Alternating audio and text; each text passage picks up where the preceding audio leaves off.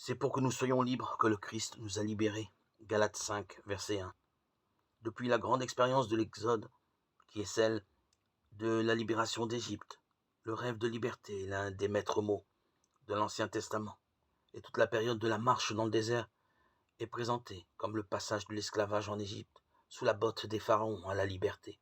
C'est au cours de ce grand périple que Moïse reçut la loi véritable, code de la route pour acquérir la juste attitude à l'égard de Dieu et à l'égard des autres. Plus tard, on interpréta ce long cheminement comme une pédagogie de Dieu, un temps d'apprentissage nécessaire pour passer de l'esclavage, ce qu'on appelle la servitude, à la libre décision de servir le Dieu de l'Alliance.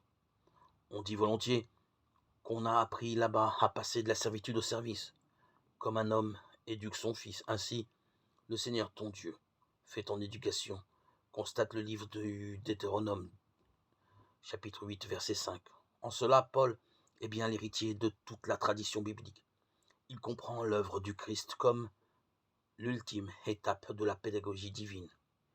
Greffé sur le Christ, vivant de sa vie, inspiré par son esprit, nous sommes désormais totalement libérés, y compris des prescriptions de la loi de Moïse. Une seule loi nous guide désormais, celle de l'amour. Mettez-vous par amour au service les uns des autres. Galates 5, 13.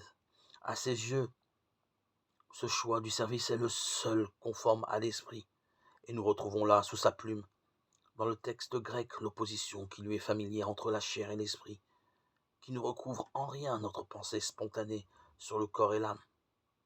Vivre selon la chair, c'est refuser de se laisser inspirer par l'Esprit Saint. Ce n'est tout compte fait qu'un esclavage. Vivre selon l'Esprit, c'est choisir d'aimer. Là est la véritable liberté.